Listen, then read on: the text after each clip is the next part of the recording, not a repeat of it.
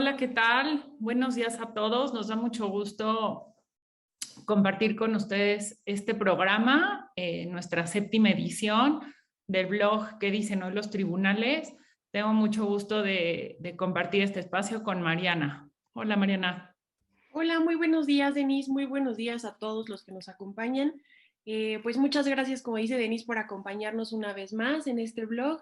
Y pues les traemos tesis muy interesantes, de temas muy variados, como nos lo han solicitado. Y pues bueno, esperamos que les guste y que disfruten este webinario tanto como nosotras. Pues hoy queremos platicarles, esto es un poco los temas que vamos a tratar.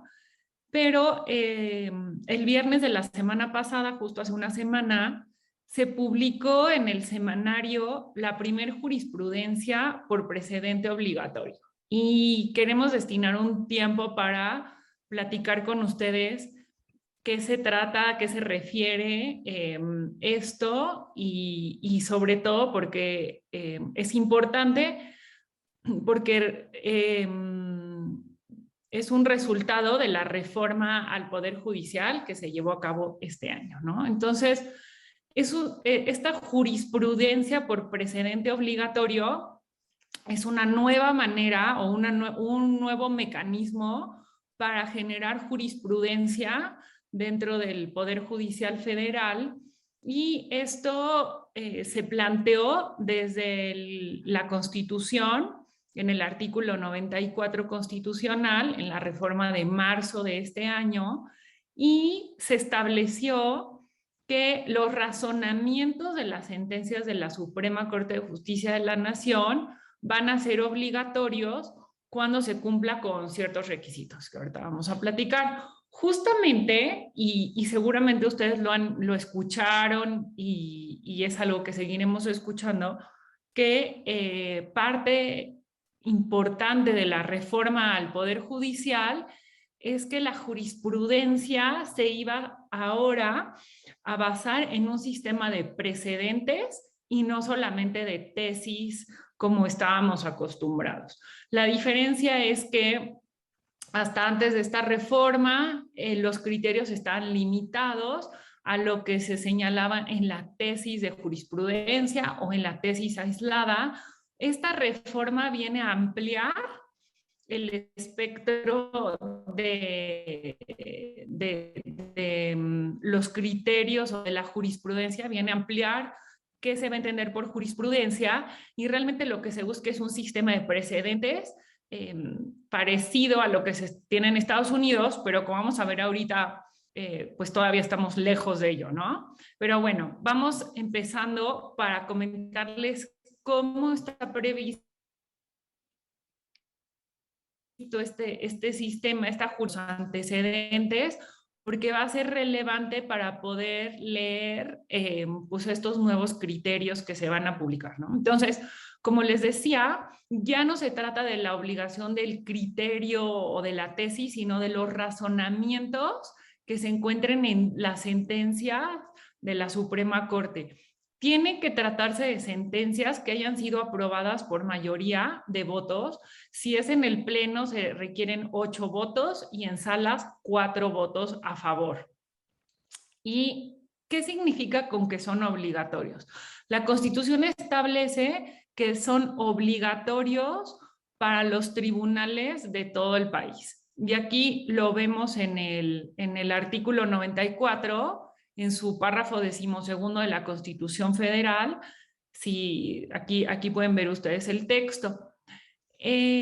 Cuando se modificó la ley de amparo, este sistema o este nuevo sistema para generar jurisprudencia se reguló en los artículos 222 y 223 y realmente lo que adicionan estos dos preceptos y más el título del apartado en donde se encuentran dentro de la ley de amparo es ya otorgarles o ponerles un nombre, ¿no? Que es jurisprudencia por precedente obligatorio. Esta es la tesis que se publicó el viernes pasado, y como ustedes pueden ver, justamente arriba donde dice el artículo 30, vemos un círculo que dice PO. Esto significa precedente obligatorio. Estábamos acostumbrados a ver este círculo y se utilizaban las letras CT para cuando se trataba de jurisprudencia por contradicción de tesis, o la letra R cuando era por reiteración. Esto quiere decir 5 asuntos que se resuelven en el mismo sentido, pero ahora vemos esta nueva nomenclatura que se utilizará pues ya a partir de, digo, esto estaba previsto, que se iba a iniciar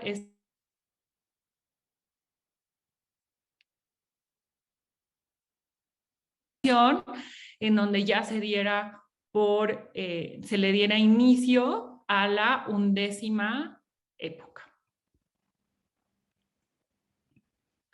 Algo relevante y que lo vamos a ver en este acuerdo, que es el Acuerdo 1/2021, es que se regula esta jurisprudencia por precedente obligatorio, pero como ustedes pueden ver en la parte que marcamos, la Suprema Corte dice, bueno, si bien a partir de esta 11ª época se van a publicar las sentencias y los razonamientos o las razones que justifiquen las decisiones de esta Suprema Corte resultan obligatorias, se estima conveniente, aquí lo pueden ver, se estima conveniente para efectos de la divulgación de los criterios que se continúen realizando la redacción de las tesis. Entonces, por eso este comentario de que si bien la idea es que este sistema de jurisprudencia sea por precedente,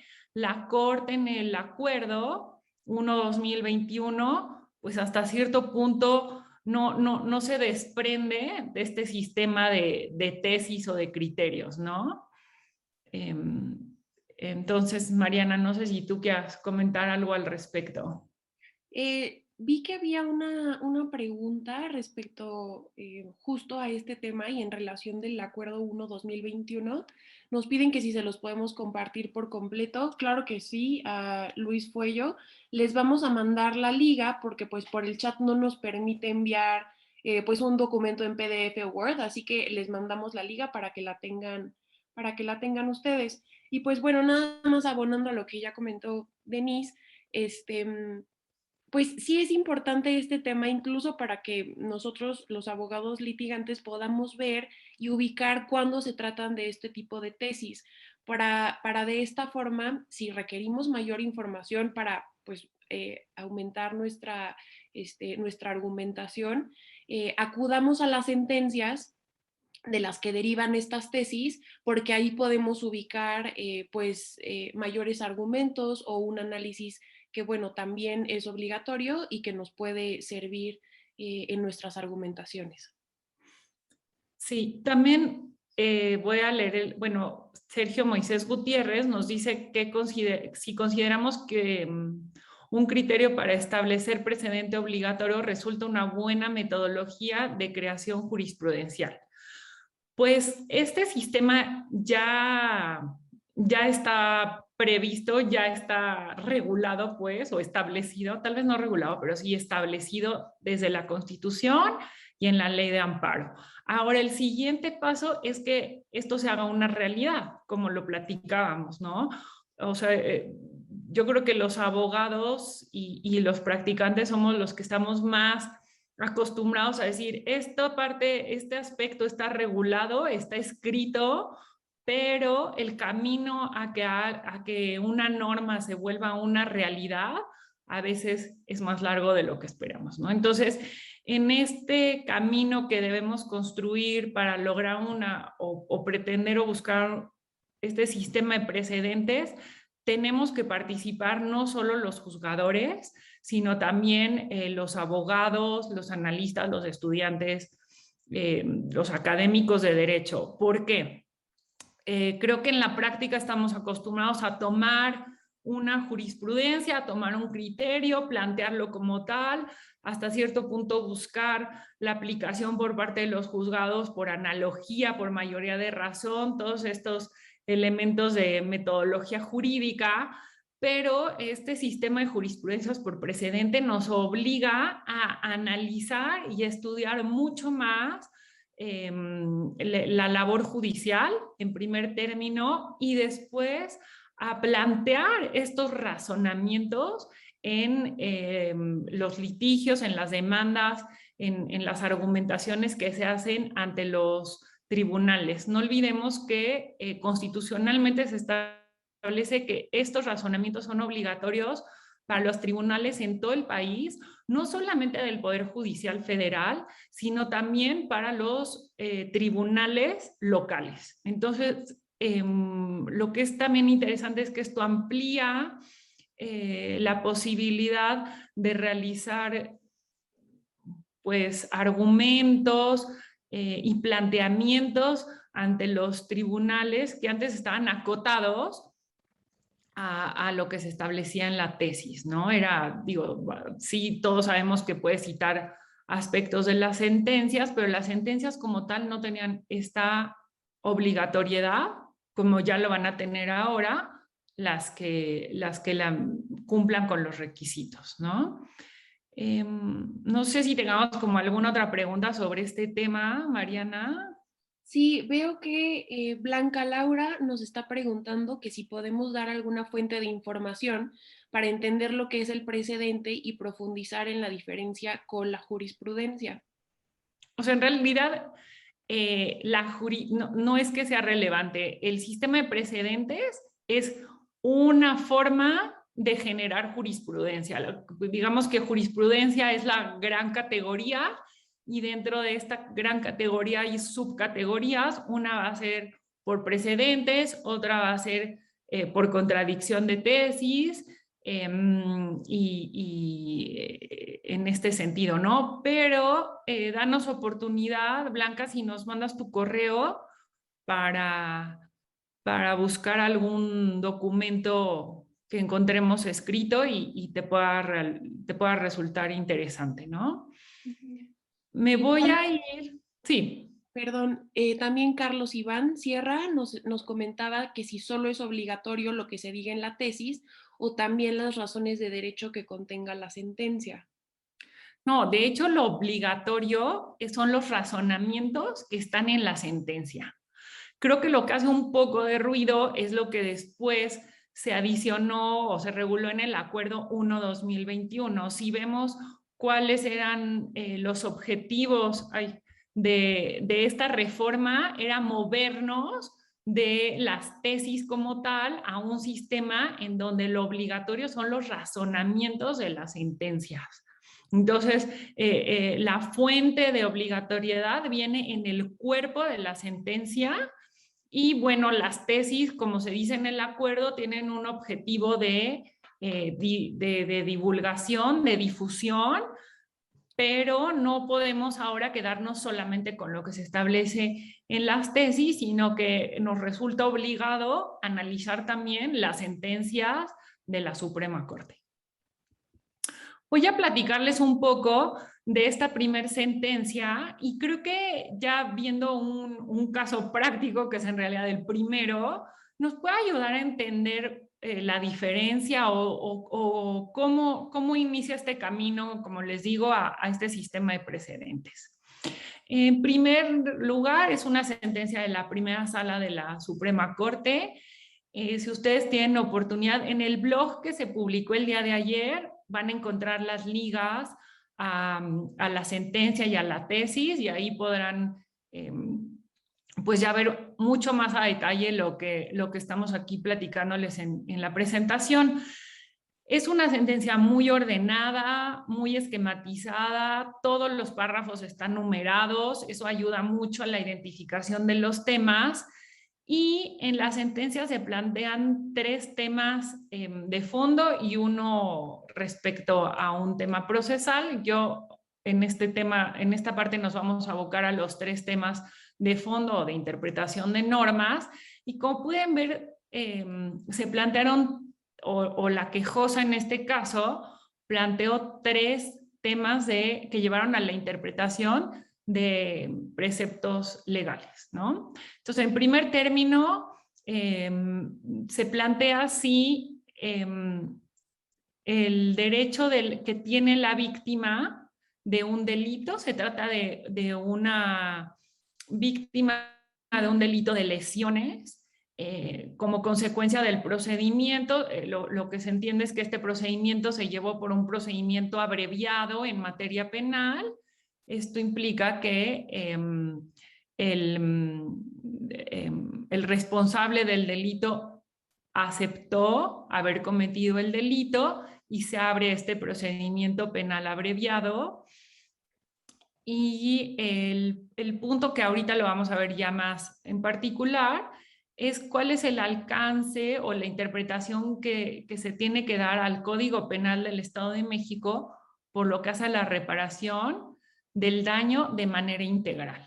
Este es el primer planteamiento que se tiene en la sentencia y es el único que llevó a la formulación de una tesis, ¿no? En estricto sentido.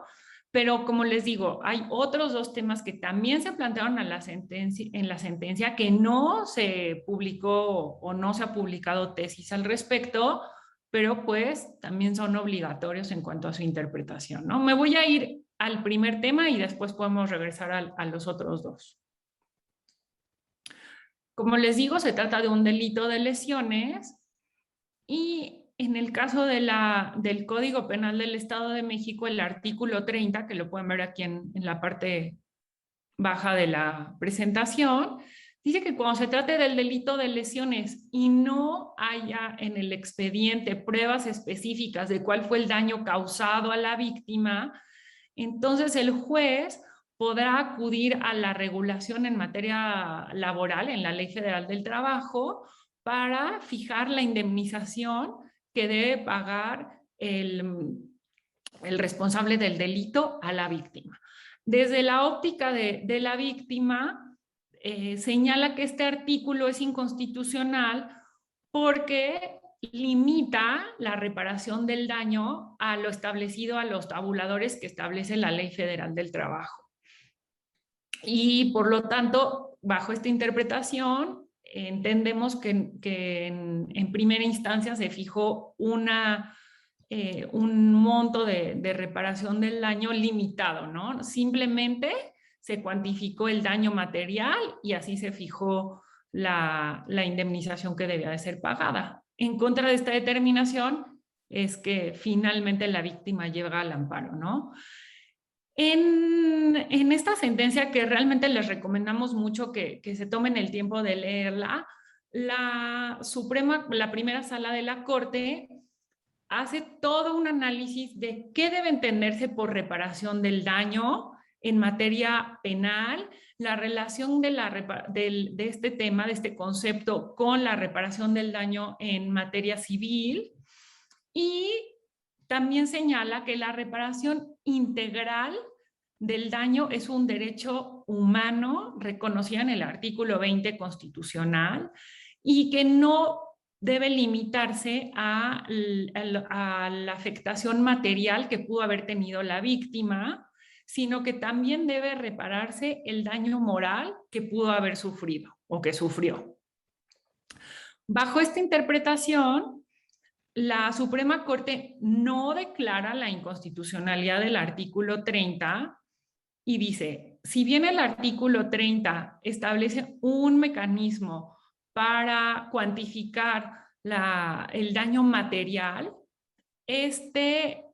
la definición o ya la determinación de la indemnización no se puede limitar a lo que establece el artículo 30, sino que debe interpretarse junto con el artículo 26 del mismo ordenamiento, que reconoce que la reparación del daño debe ser plena, efectiva, proporcional a la gravedad del daño y a la afectación que tuvo la víctima en el desarrollo, ¿no? Entonces, como resultado, la Corte le ordena al juez, al tribunal de primera instancia, que vuelva a cuantificar la indemnización, no limitándose a lo que establece el artículo 30 del Código Penal, sino también analizando cuál fue el daño moral e incluyendo en la cuantificación de la sanción este aspecto, ¿no? Entonces, no, como les digo, no se llega a una declaración de inconstitucionalidad, esta es la tesis, pero sí es importante esta interpretación porque complementa y define cuál es la reparación o qué se debe entender por reparación integral del daño. Ahora, si lo analizamos bajo esta óptica de que son obligatorios estos razonamientos, pues en cualquier estado de la República o incluso en la regulación penal a nivel federal, tendría que aplicarse todos estos razonamientos respecto a la reparación integral del daño de las víctimas u ofendidos por los delitos. Mariana, no sé si tú quieras igual hasta comentar un poco esta parte que marcamos en amarillo para dar a entender y cerrar con este tema. Sí, pues yo creo que este parrafito que les marcamos fue igual que al principio, la captura de pantalla que les habíamos puesto con las letras que marcaban este y diferencian este tipo de precedente. También es una forma de identificarlos y de saber que, bueno, cuando encontremos un párrafo similar a este, también debemos de tomar en cuenta la sentencia que se haya emitido, si es que esta ya fue publicada, para que tengamos un análisis integral y, pues bueno, también comprendamos mejor los alcances de los razonamientos que constituyen la jurisprudencia, pues como nos comentaba la licenciada Denise, lo que configura la jurisprudencia son los razonamientos por parte de la Suprema Corte. Entonces, estos, si bien pueden estar en un resumen en esta tesis de jurisprudencia, pueden haber otro tipo de razonamientos que no se encuentren aquí y que sí constituyan un criterio obligatorio. Sí.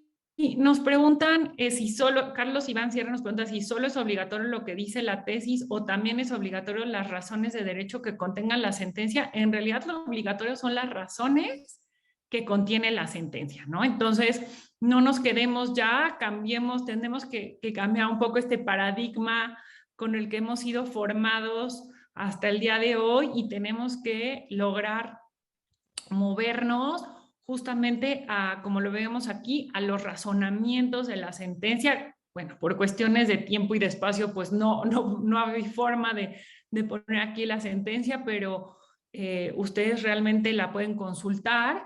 Y como les platicaba, justamente no hay, no se publicó o no se ha publicado tesis sobre estos, el tema segundo y tercero que ustedes pueden ver aquí en esta diapositiva, pero también la Corte se pronuncia sobre ellos en la sentencia y por lo tanto debemos de analizarlo y considerarlo ya como jurisprudencia obligatoria estos razonamientos, ¿no? Entonces, son dos preceptos del Código Nacional de Procedimientos Penales.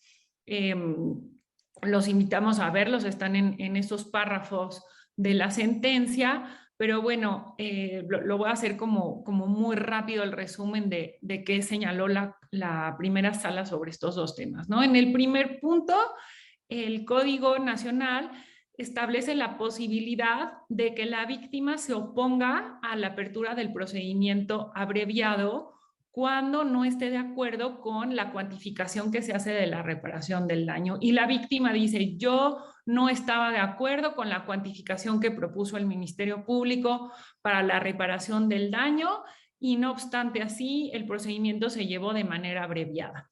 En este punto, la Corte señala que la sola oposición de la víctima a que se lleve el procedimiento de esta manera, de manera abreviada, no es suficiente para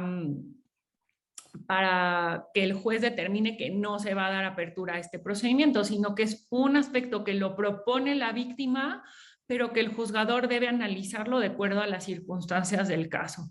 Y en todo caso, el juzgador puede iniciar este procedimiento abreviado y integrar en la litis del mismo la cuantificación del daño en el caso de que la víctima no hubiera estado de acuerdo con el monto propuesto por el Ministerio Público, ¿no? Y en segundo término, por lo que hace al artículo 476, la quejosa en el amparo, que es justamente la víctima, señala que cuando se actúa en el recurso de apelación en materia penal, se tiene esta audiencia de alegatos aclaratorios respecto a los agravios. Todo esto va en relación justamente con la determinación de la reparación del daño. Y bueno, la Corte dice pues que en esta audiencia es donde tiene que analizarse ciertos aspectos, pero finalmente declara que es constitucional la misma y que no afecta en sí mismo el hecho que se celebre o no esta audiencia adicional para lo que hace a la determinación del monto del daño, ¿no? Entonces, nos piden igual que pudiéramos compartir la presentación. Ahorita ya lo estamos checando de qué manera los podemos hacer llegar a todos ustedes. Y por último, Sergio Moisés Gutiérrez nos dice que cuánto tardarán los lineamientos para regular esta jurisprudencia por precedentes. Esos lineamientos están justamente en el Acuerdo 1-2021,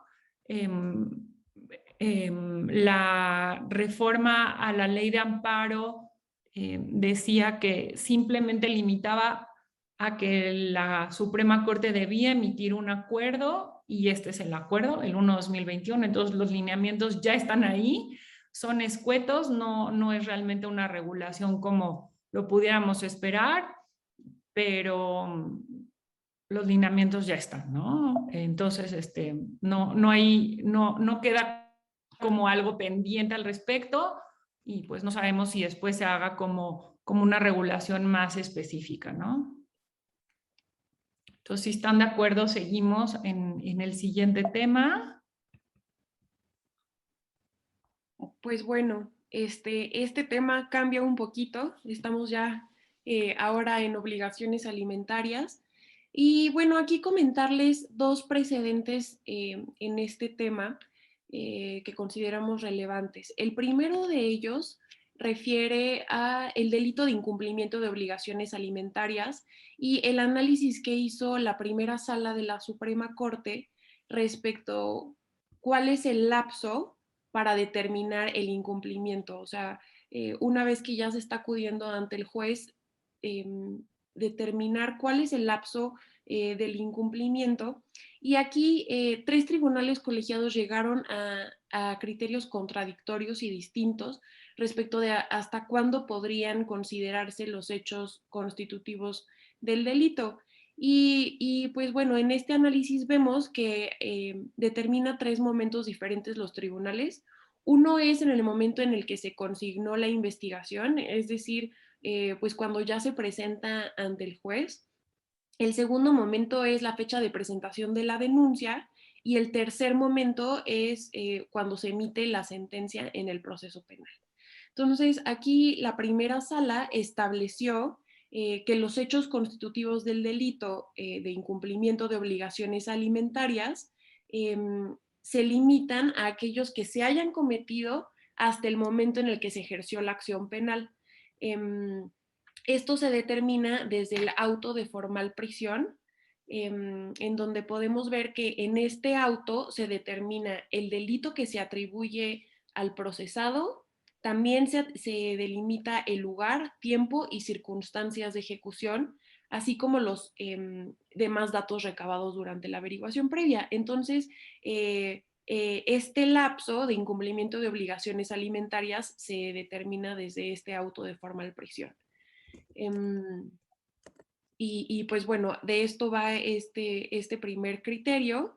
El segundo criterio que vemos es el de pago de alimentos y suspensión en el amparo.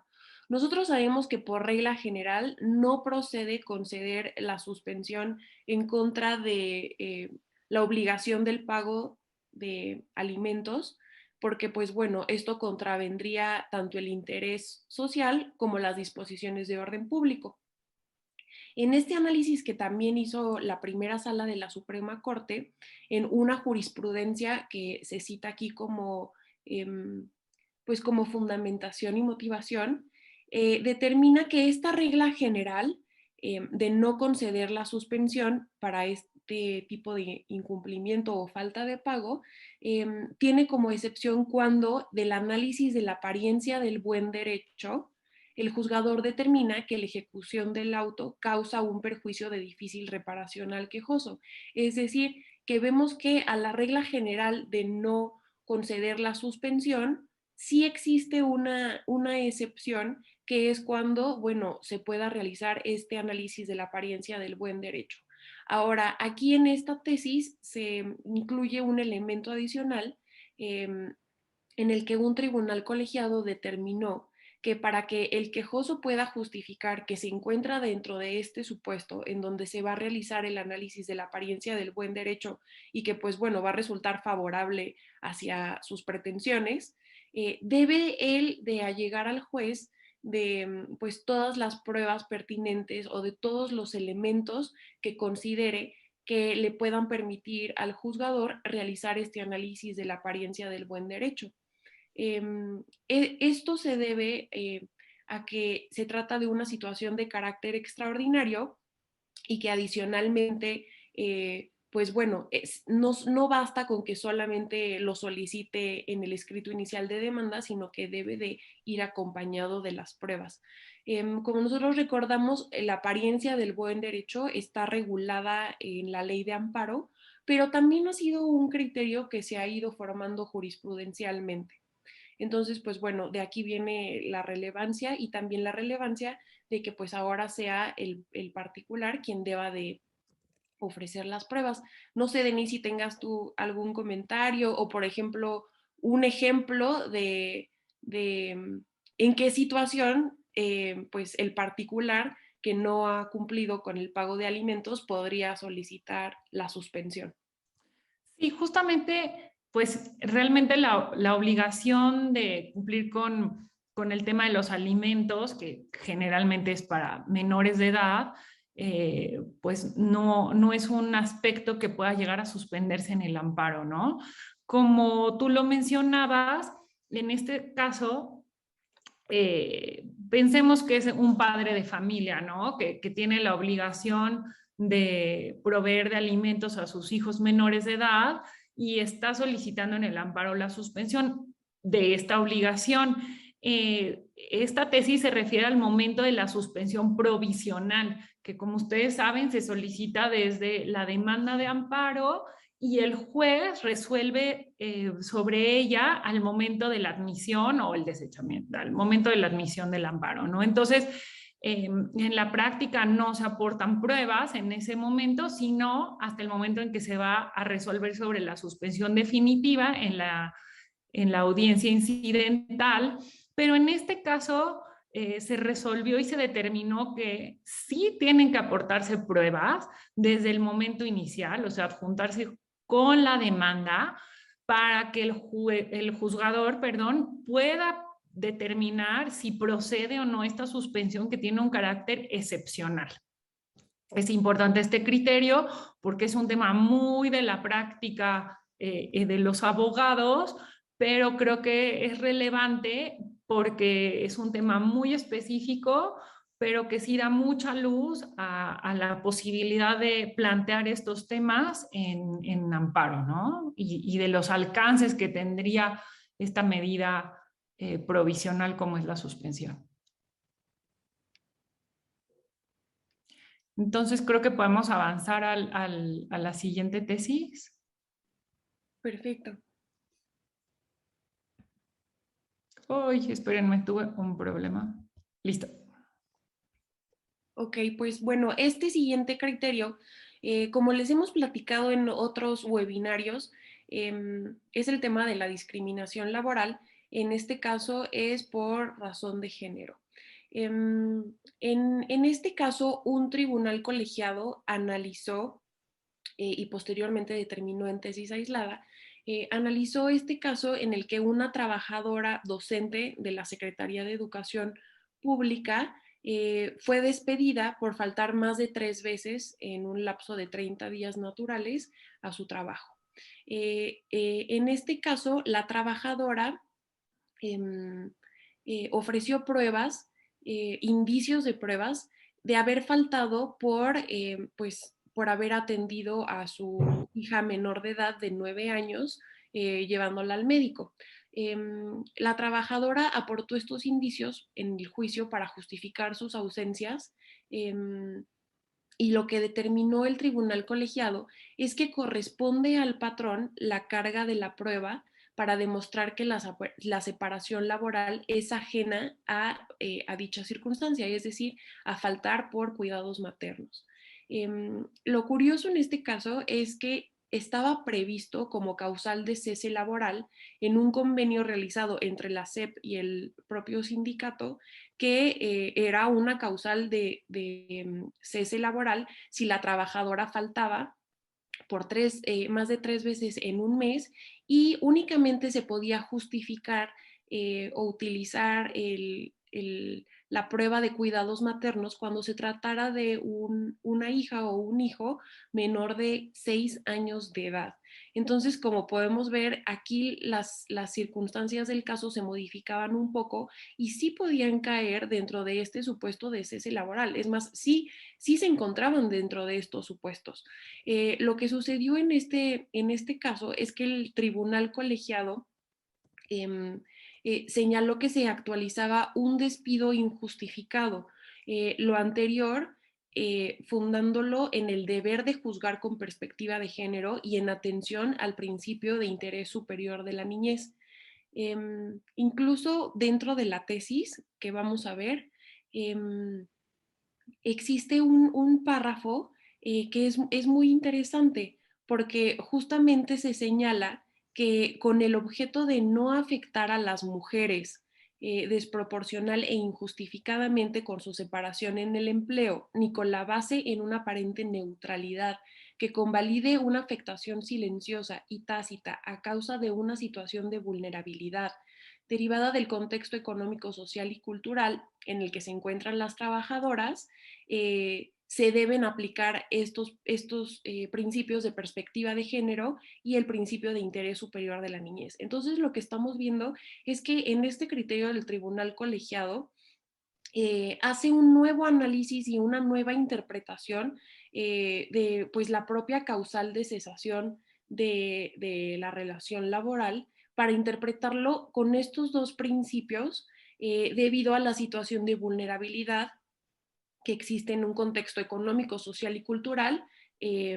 pues en contra de las mujeres, ¿no? Entonces, con este nuevo criterio en el que se pasa la carga de la prueba al patrón para que acredite que el despido de la trabajadora es por razones diversas a faltar por cuidados maternos, se protege el derecho de la trabajadora y se impide que se incurra en una violación al derecho a la no discriminación por razón de género. Entonces, pues bueno, este criterio es muy interesante porque justo a partir de dos principios constitucionales se hace una interpretación de, pues bueno, de los convenios que se firmaron entre el propio sindicato y la SEP para interpretarlo en favor de las mujeres y su derecho a la no discriminación por razón de género. No sé, Denise, si tú tengas algún comentario sobre este criterio. No, realmente, bueno, solo como para cerrar, lo que platicábamos Mariana y yo es que en este criterio convergen pues esta interpretación de los derechos humanos y la práctica ya en un juicio laboral y en un tema de pruebas, ¿no? Entonces es muy relevante porque se aterriza y se lleva ya a un tema procesal la protección de los derechos humanos. Voy a avanzar porque todavía tenemos como mucho material que queremos compartirles y ya tenemos como el tiempo un poco encima. Esta tesis es sobre el bloqueo de cuentas bancarias. Como ustedes saben, la Suprema Corte de Justicia ya en esta tesis de 2018 interpretó que el bloqueo de cuentas bancarias solamente va a poder ser realizado directamente, esto es sin una orden de juez, cuando la solicitud del bloqueo de cuentas, perdón, recordemos nada más que este supuesto de bloqueo de cuentas está previsto en el artículo 115 de la Ley de Instituciones de Crédito y tiene como justificación un tema de combate al lavado de dinero. Está inmerso en la legislación en materia de prevención del lavado de dinero, ¿no? Entonces, la ley de, voy a regresarme un poco aquí, la Ley de Instituciones de Crédito en el artículo 115 señala que la Secretaría de Hacienda realiza esta lista de personas bloqueadas y cuando una persona sea incluida en este listado, las instituciones de crédito deben bloquear sus cuentas bancarias, ¿no? La interpretación que recibió este precepto por parte de la Suprema Corte es en el sentido que solamente podrá aplicarse este procedimiento cuando se traten de solicitudes de autoridades o de organismos internacionales. Pero la Secretaría de Hacienda no puede ya ir, o la UIF, realmente la Unidad de Inteligencia Financiera, a solicitarle directamente a una institución bancaria que bloquee la cuenta por esta interpretación de la Suprema Corte, ¿no? Y aquí dice que pues se contraviene el principio de seguridad jurídica. Este precepto y esta interpretación, por eso ven ustedes aquí el bloqueo de cuentas nacional o proveniente de autoridades nacionales, no es válido de acuerdo con la interpretación de la Suprema Corte.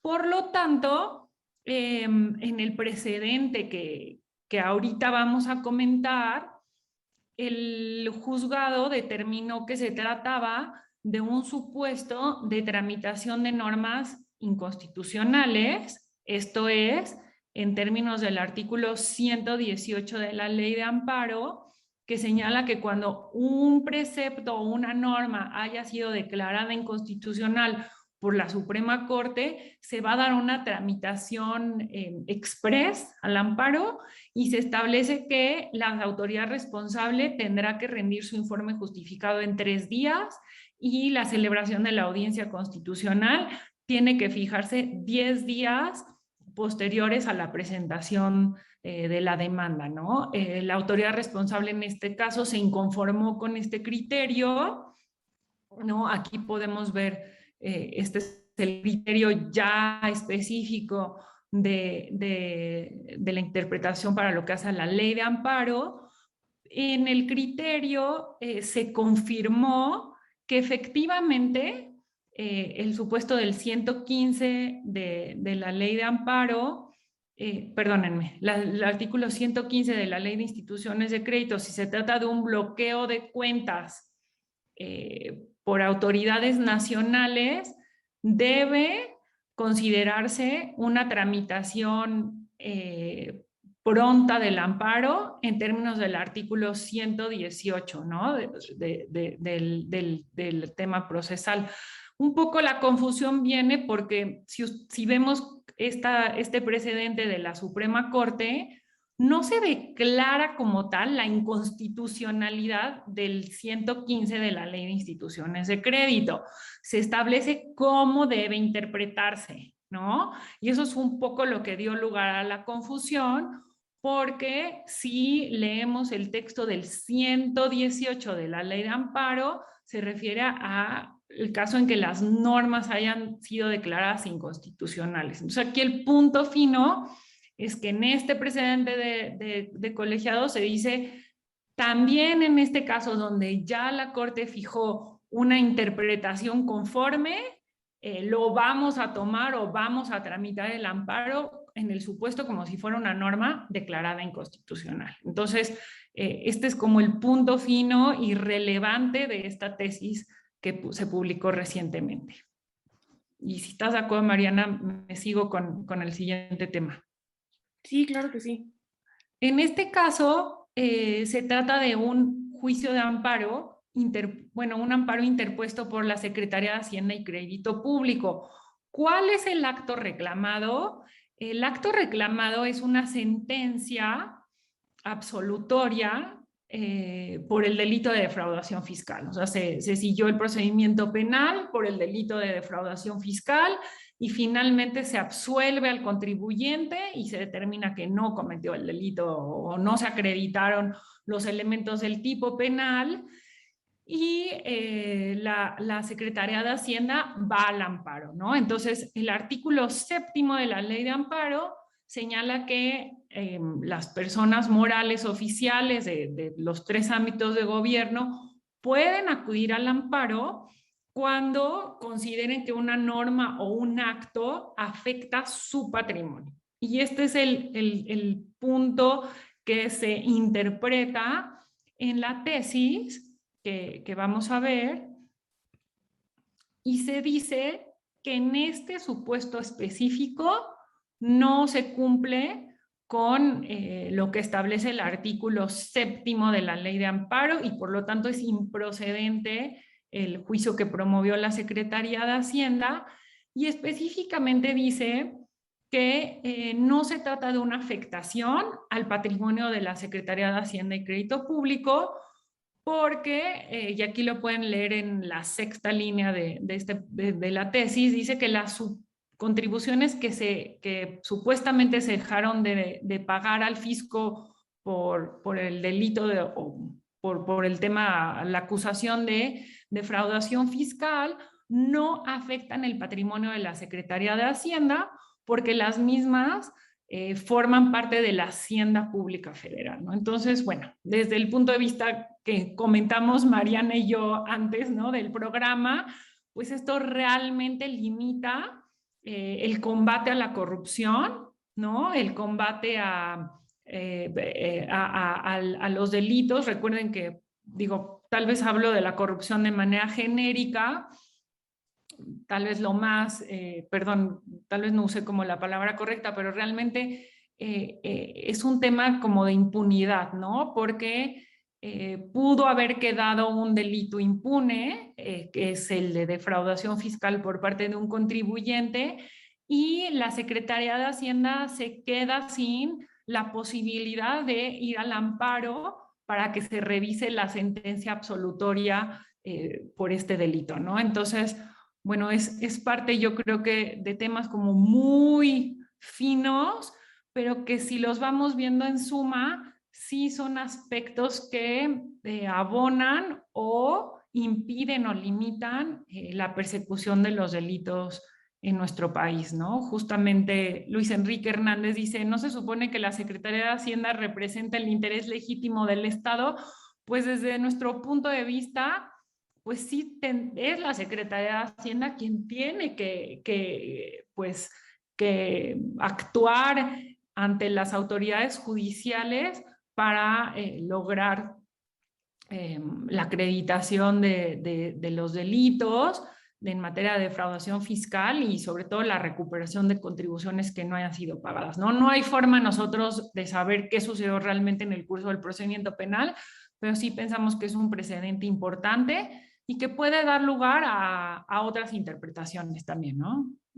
Y también nada más ahí complementar que pues bueno, se trata de una tesis aislada, todavía no se trata de un criterio jurisprudencial, entonces pues bueno, yo creo igual que Denise que este tema da lugar a mucho debate y que igualmente va a seguir siendo estudiado por los tribunales y que puede haber un cambio de criterio en este sentido. Y solo para no seguir antes de contestar este comentario que nos hace Sergio Moisés Gutiérrez, respecto de la tesis de el bloqueo de cuentas bancarias y nos plantea también el tema del secreto bancario, pues sin duda son 2 temas que han tenido diferentes interpretaciones en el Poder Judicial. Este programa no nos da como para entrar al detalle, pero sí les prometemos que lo vamos a considerar pues igual lo podemos comentar en el siguiente programa, tanto hacer un resumen nuevamente de los precedentes sobre el bloqueo de cuentas bancarias y el secreto fiscal, que sin duda es un tema muy, muy, muy interesante por lo que hace a la interpretación judicial. Perfecto, pues bueno, pasando a otro tema, aquí traemos dos criterios relacionados con las notificaciones. Una de estas refiere a las notificaciones efectuadas por buzón tributario pues bueno, por la normatividad que se rigen. En esta tesis, un tribunal colegiado analiza en tesis aislada la distinción que existe entre las notificaciones efectuadas por buzón tributario en comparación con las notificaciones efectuadas de forma personal. Ahí tenemos los primeros dos cuadritos en donde podemos ver un poco de las diferencias. Las notificaciones por buzón tributario quedan realizadas, puede ser en dos momentos distintos. Uno de ellas es cuando el sistema emite un acuse de recibo una vez que el contribuyente abre esta notificación en su buzón tributario, o bien el segundo momento podría ser que la notificación va a estar efectuada cuando transcurran 4 días siguientes a aquel en el que pues se remitió esta notificación. Como recordamos, estas notificaciones son por buzón tributario, es decir, están reguladas por el artículo 17K del Código Fiscal de la Federación y pues van de la mano con la obligación que tenemos los contribuyentes de consultar cada 3 días nuestro buzón tributario, ¿no? Entonces, este es un poco el sentido de por qué son estos dos momentos cuando ya se tienen por efectuadas las notificaciones por buzón. Ahora bien, en esta tesis se analiza la diferencia con las notificaciones personales, que como recordamos, las notificaciones personales sí debe existir estos otros dos elementos que son requisitos de circunstanciación y el segundo es un requisito de cercioramiento. De cercioramiento de la persona a la que estás efectuando la notificación, circunstanciación de pues el tiempo, el lugar en el que estás efectuando esta notificación. En las notificaciones efectuadas por buzón tributario no se tienen estos dos elementos y esto atiende a la naturaleza de las notificaciones por buzón tributario, es decir, que se trata de notificaciones electrónicas, se están realizando por internet sin un contacto físico entre la autoridad hacendaria y el contribuyente, por lo que pues bueno, los requisitos para la efectividad de una y otra notificación no pueden ser los mismos. Entonces, pues bueno, esta es la diferenciación entre las dos notificaciones y pues bueno, tenemos otra tesis adicional en el que se analizan las notificaciones efectuadas a una persona moral. En este criterio, pues bueno, se los comentamos rápidamente, ya que ya existen criterios en este mismo sentido, en donde se analiza cuándo es que una notificación a una persona moral puede efectuarse con un conocimiento directo, exacto y completo, ¿no?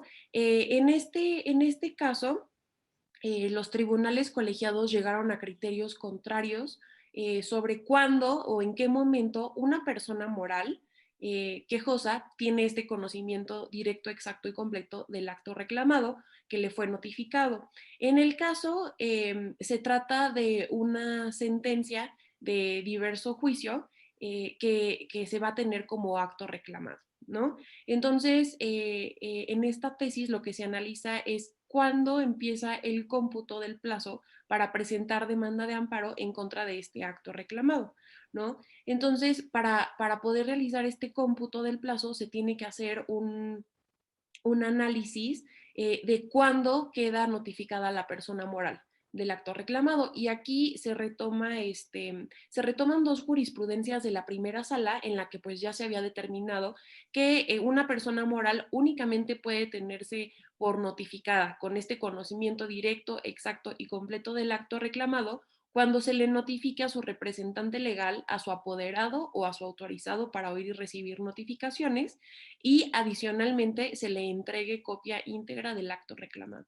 Entonces, pues bueno, aquí no hay lugar a que se le notifique de alguna otra forma a la persona moral, es decir, con cualquier empleado de la empresa, mientras éste no tenga pues estas facultades de representación legal. No se va a tener por notificada a la persona moral. Ahora, diversa situación sería si cuando se le notifica a esta persona moral a través de un empleado, la persona moral, bueno, pues se hace sabedora del juicio y del resultado del juicio, de la sentencia, y pues digamos que promueve algún escrito en ese juicio, pues bueno, aquí ya está teniéndose por conocedora del acto.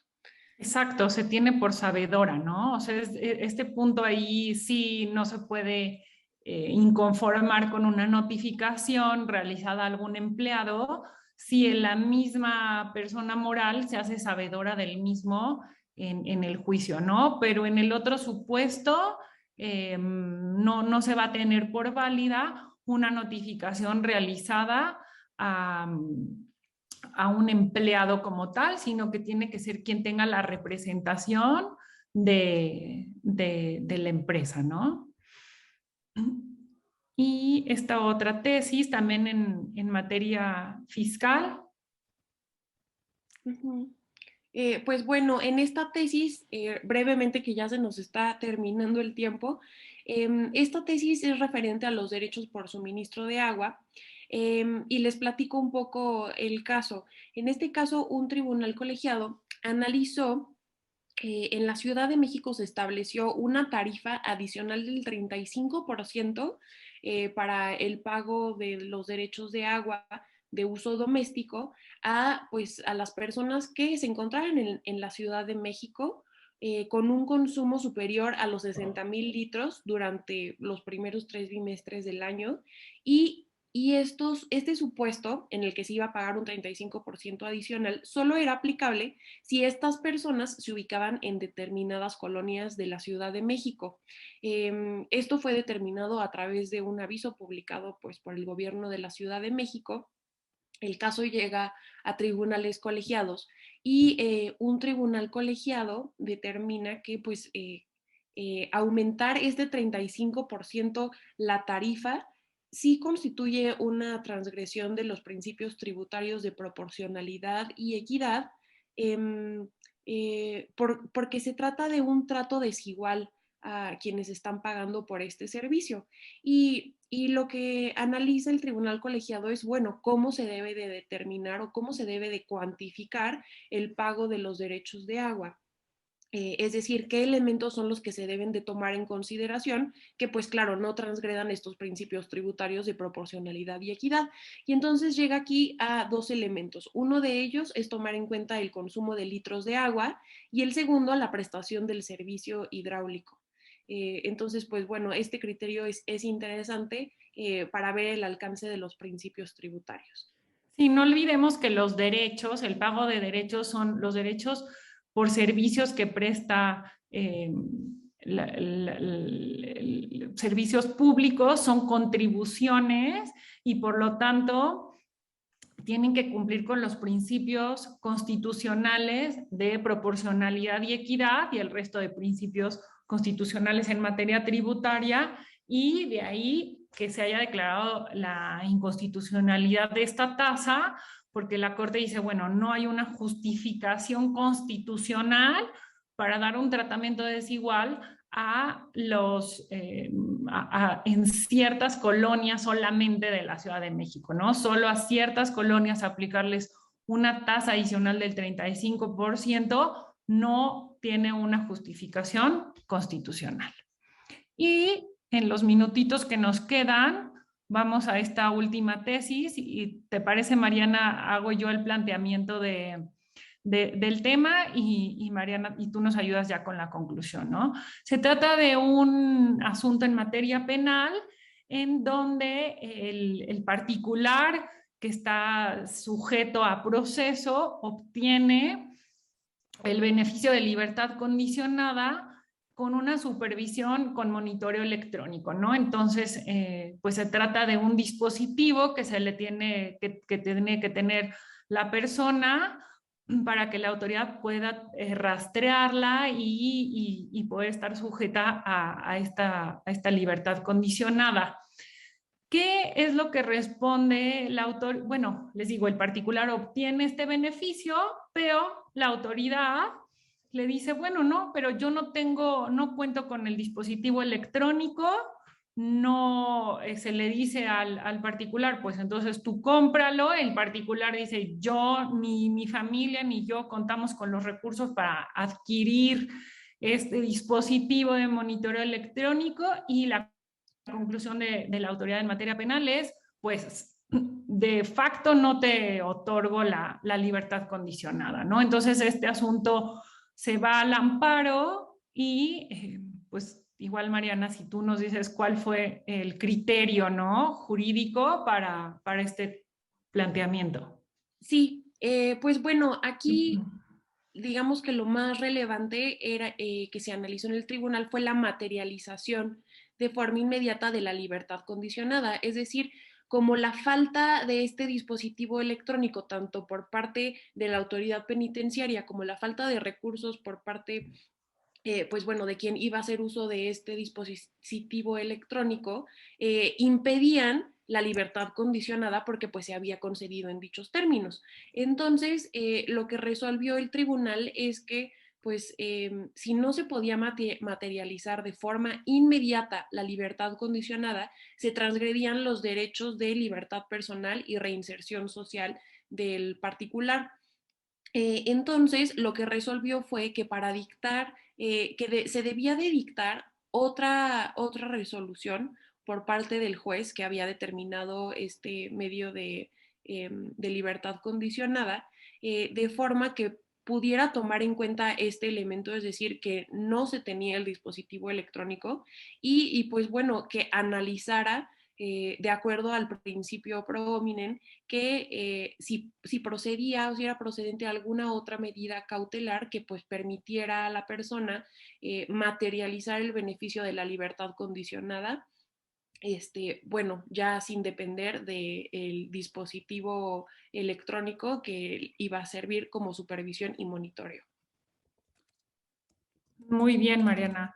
Pues miren, quiero decirles que en el chat nos pidieron la presentación. En el chat está ahí un link, lo voy a volver a poner ahorita en este momento, en este link que está justo ahorita al final del chat.